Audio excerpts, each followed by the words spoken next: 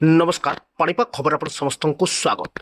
भीषण कालबैशाखी प्रभाव में राज्य में अपराह्न देखा मिलूँ बिजुली घड़घड़ी सह वर्षा वज्रपात 24 घंटे अनेक स्थान में घड़घड़ी सह वर्षा वज्रपात लगी रुईटी जिला को ऑरेंज वार्निंग जारी कर आंचलिक पाणीपाग केन्द्र वज्रपात थी सतर्क रहा विभाग जारी है परामर्श।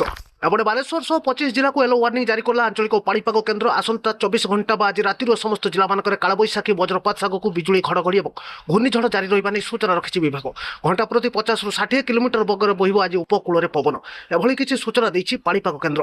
एपटे राज्य को आसुची पुणी आगक प्रबल वर्षा 25 ରୁ राज्य में बढ़िब वर्षार परिमाण सांगक बिजुली घड़घड़ी और वज्रपात 3 दिन धरी लगी रहिब प्रबल अति प्रबल वर्षा।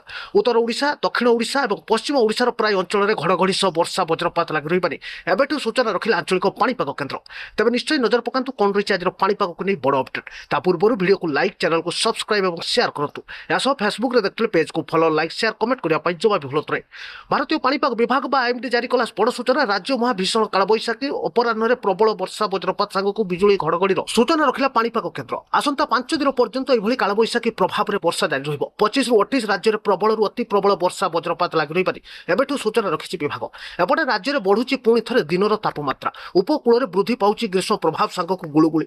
आज उपकूल दिन तमाम अनेक स्थान में गुळुगुळी सांगक ग्रीष्म प्रभाव जारी रही है। पाणीपाग विभाग मिलता सूचना अनुसार उपकूल समेत आभ्यंतर जिलार केतेक स्थान को येलो वार्निंग जारी कर आंचलिक पाणीपाग केन्द्र। आगामी 24 घंटा मध्य भीषण गुळुगुळी सांग ग्रीष्म प्रभाव नहीं बालेश्वर भद्रक केन्द्रापड़ा जगतसिंहपुर जाजपुर कटक खोर्धा पुरी नयागढ़ गंजाम गजपति बौद्ध अनुगुल ढेंकानाल जिला पाणीपाग विभाग येलो वार्निंग दी जाएगी।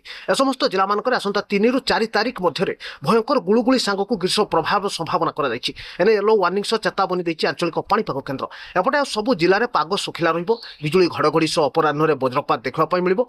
पाणीपाग विभाग मिलता सूचना अनुसार आज 2ଟି जिले में भयंकर कालबैशाखी जनित वर्षा वज्रपात घूर्णिझड़र सूचना रही 60 किलोमीटर बेगर सब जिले में बहिब पवन। केउंझर मयूरभंज को ऑरेंज वार्निंग जारी कर आंचलिक पाणीपाग केन्द्र।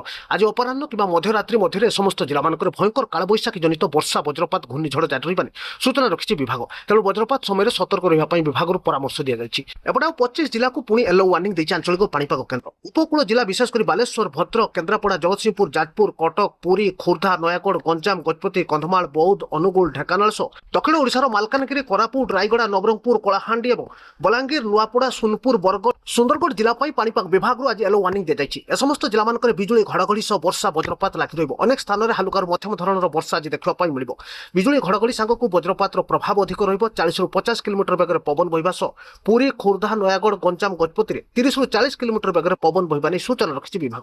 तेज सारा राज्य में आज बिजुली घड़घड़ी सह वर्षा वज्रपात लगी रही विशेषकर देवगढ़ संबलपुर और झारसुगुड़ा जिलार कालबैशाखी प्रभाव नथिबा नहीं पाणीपाग केन्द्र सूचना रही। अपरपक्षे राज्य को सौल फेरुची मौसुमी। भारतीय पाणीपाग विभाग आईएमडी जारी सूचना कहूँ दक्षिण पश्चिम मौसुम वायु परिस्थिति अनुकूल रही जून 4 सुधा केरल छुईब बोली पाणीपाग केन्द्र आशा करुच्ची। पूर्व मे 26 तारीख सुधा केरल मौसुमी छुईबार आशंका कर बेले वर्तमान पाणीपाग मॉडल गुड़िक भारत महासागर उत्पन्न आर्द्रता युक्त पवन बंगोपसागर और अंडमान सागर उपर मिसिबा सहित तीव्र हेउथिबारु सूचना रही।